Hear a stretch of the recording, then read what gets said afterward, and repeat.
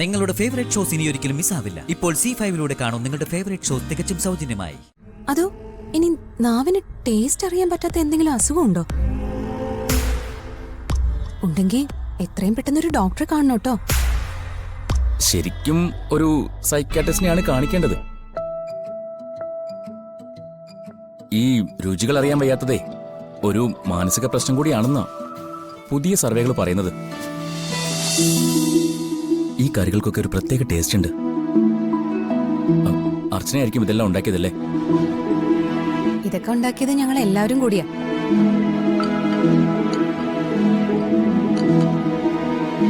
ഇനിതാ ഇതൊന്ന് കുടിച്ചു നോക്കേ. എന്താ മോളെ ഇത്?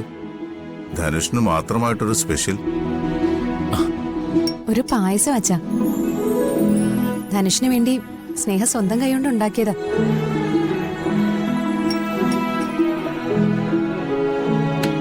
അതിനിവക്ക് വൃത്തിയായിട്ട് എന്തെങ്കിലും ഉണ്ടാക്കാൻ അറിയോ? ഈ ചോദ്യം എടുത്ത് സോയോ ഒന്ന് ചോദിച്ചു നോക്ക്. എനിക്ക് അടുക്കളയിൽ കയറി കുക്ക് ചെയ്യാനൊന്നും തീരെ താല്പര്യമില്ല. അതൊരുമാതിരി ബോറിംഗ് ഏർപ്പാടാ. സ്വന്തമായിട്ട് കുക്ക് ചെയ്താ നല്ല ആഹാരം കഴിക്കാം. ഇതുപോലെ ഇടയ്ക്കിടയ്ക്ക് പായസം കുടിക്കാം, അല്ലേ സ്നേഹ? പിന്നെ അല്ലാതെ. ഓ, എന്തായാലും സ്നേഹ ഉണ്ടാക്കിയ പായസത്തിന് നല്ല രുചിയുണ്ട്. ഭർത്താവിന് ആദ്യമായിട്ട് സ്വന്തം കൈ കൊണ്ട് ഉണ്ടാക്കി കൊടുത്ത പായസമല്ലേ? ധനുഷെ കുടിച്ചു നോക്കിയിട്ട് എങ്ങനെയുണ്ടെന്ന് പറ.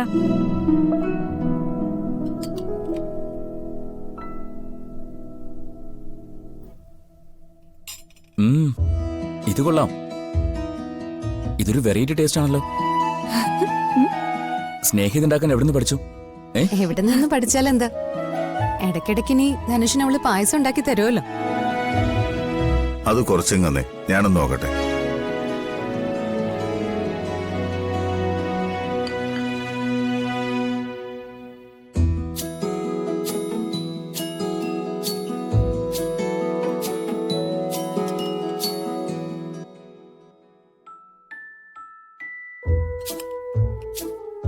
ഇത് കൊള്ളാലോ മോളെ.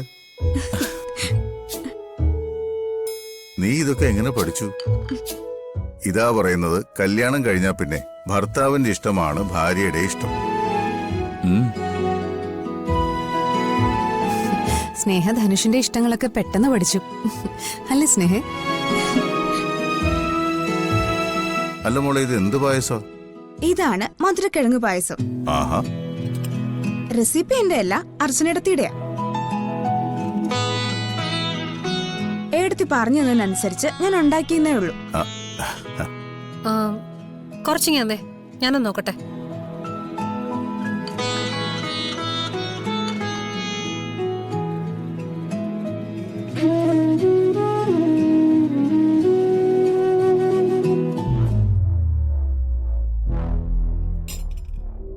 ഇതിനാണോ ഇത്രയ്ക്ക് പുകഴ്ത്തിയത്? ഞാൻ നോക്കിയിട്ട് ഇതിനൊരു ടേസ്റ്റും ഇല്ല. എന്തോ കുറച്ച് മധുരമുണ്ട്, അത്രേ ഉള്ളൂ. എന്തേലും ഉണ്ടാക്കുമ്പോ കുറച്ച് രുചിയുള്ളത് ഉണ്ടാക്കിക്കൂടെ? ഞാൻ ഉണ്ടാക്കിയതേ എന്റെ ഭർത്താവിന് ഇഷ്ടപ്പെട്ടു, അത് മതി.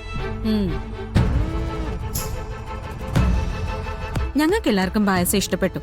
പിന്നെ അവന്തികേട്ടത്തിക്ക് മാത്രം എന്താ ഇഷ്ടപ്പെടാത്ത? അത് മനസ്സിൽ എന്തെങ്കിലും കുശുമുള്ളുണ്ടായിരിക്കും. അവന്തികേട്ടത്തിയുടെ നാവിന് എന്തെങ്കിലും കുഴപ്പമുണ്ടോ? അല്ലെങ്കിൽ പിന്നെ ഇത്രയും പേർക്ക് ഇഷ്ടപ്പെട്ടിട്ട് ഏട്ടത്തിക്ക് മാത്രം ഇഷ്ടപ്പെട്ടില്ല എന്ന് പറഞ്ഞാ അതിലെന്തോ കുഴപ്പമുണ്ട്. അതോ ഇനി നാവിന് ടേസ്റ്റ് അറിയാൻ പറ്റാത്ത എന്തെങ്കിലും അസുഖമുണ്ടോ? ഉണ്ടെങ്കിൽ എത്രയും പെട്ടെന്ന് ഒരു ഡോക്ടറെ കാണണം കേട്ടോ. ശരിക്കും ഒരു സൈക്കാട്രിസ്റ്റിനെയാണ് കാണിക്കേണ്ടത്. ഈ രുചികൾ അറിയാൻ വയ്യാത്തതേ ഒരു മാനസിക പ്രശ്നം കൂടിയാണെന്നാ പുതിയ സർവേകൾ പറയുന്നത്. അയ്യോ, എന്ന് പറഞ്ഞാ അവന്തികേട്ടത്തിക്ക് മെന്റൽ പ്രോബ്ലം ഉണ്ടെന്നാണോ?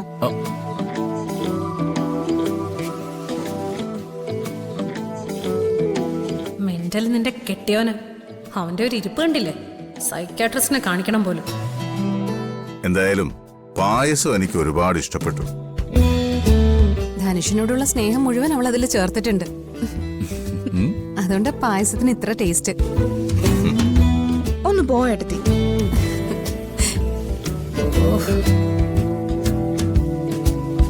മോളെ നീ മതിയാക്കിയോ? അവന്തിയേട്ടത്തിക്ക് ഈ രുചി ഇഷ്ടായി കാണില്ല. ഞാനുണ്ടാക്കിയതുകൊണ്ടായിരിക്കും.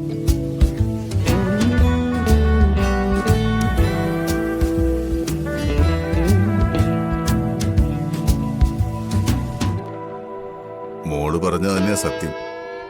സ്നേഹ പായസം ഉണ്ടാക്കിയെന്ന് പറഞ്ഞത് അവൾക്ക് തീരെ പിടിച്ചിട്ടില്ല. എന്തായാലും അവന്തിയേട്ടത്തിയുടെ വയറ് നിറഞ്ഞിട്ടുണ്ടാവും. എന്തായാലും നിന്റെ പായസം സൂപ്പറായിട്ടാ. സത്യം.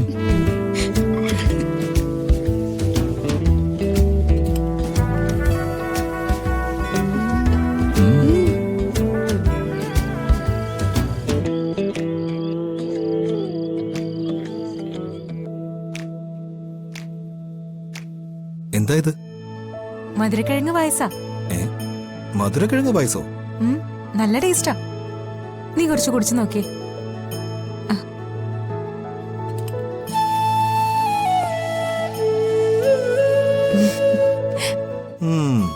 ഇത് കൊള്ളാലോ,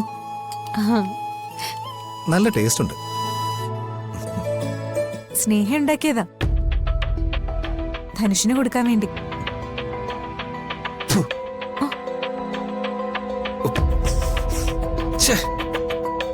ഈ വൃത്തികെട്ട സാധനം എനിക്കൊണ്ട് തരാൻ നിന്നോട് ആര് പറഞ്ഞു?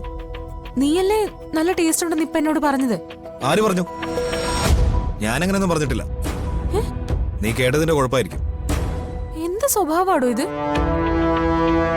എന്തിനെങ്ങനെ ദേഷ്യപ്പെടുന്നത്?